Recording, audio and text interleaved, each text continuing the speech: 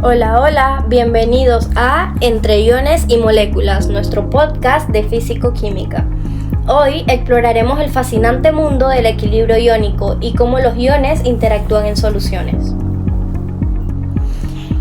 Hoy estamos con Gravis, analista de conceptos, Niskaris, explicadora de procesos dinámicos, Sergio nos estará dando unas aplicaciones prácticas y Grisel algunas curiosidades y resúmenes.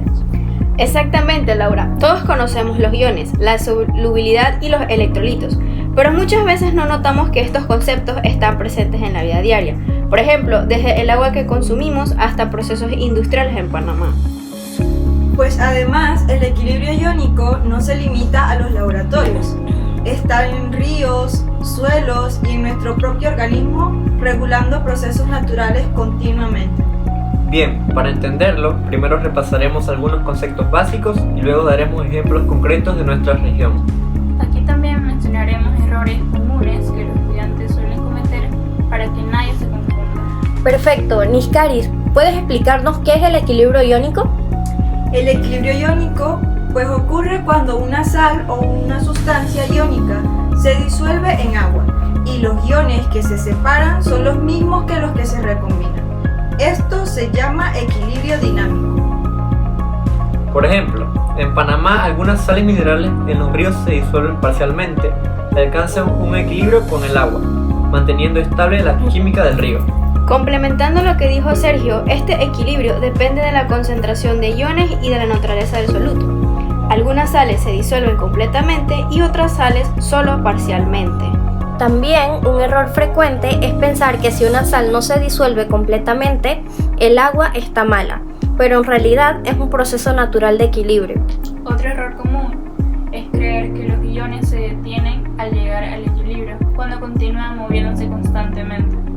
Ahora, ¿qué es la disociación electrolítica? Pues al disolverse en agua, algunos compuestos se separan en iones, lo que es esencial para que exista el equilibrio. Ahora, los electrolitos se puede decir que se clasifican en fuertes y débiles. Por ejemplo, el cloruro de sodio se disocia casi por completo, mientras que el ácido acético lo hace parcialmente. En la agricultura podemos ver que los fertilizantes utilizados en cultivos de arroz contienen sales que liberan iones en el agua del suelo, permitiendo que las plantas los absorban. También en medicina la preparación de sueros depende de la concentración correcta de iones para así no afectar las células. Un detalle importante a agregar es que no todos los electrolitos son iguales.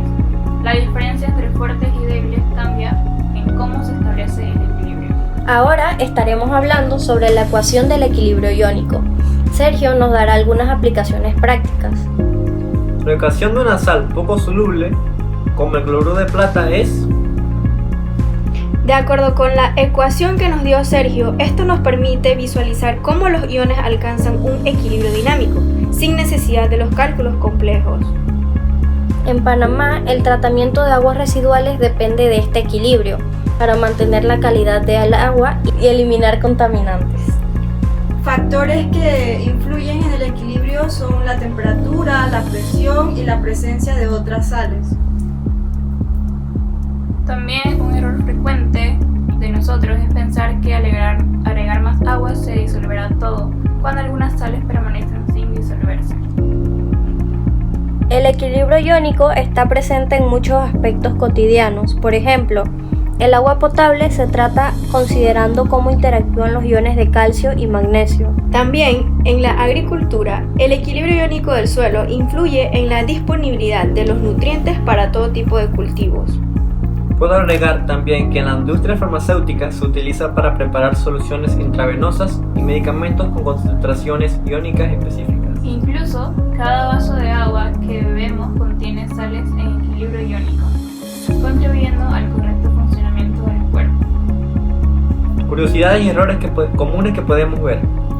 Errores frecuentes incluyen creer que los iones se detienen al llegar al equilibrio, pensar que todo se disolverá al agregar agua o ignorar factores como temperaturas y otras sales.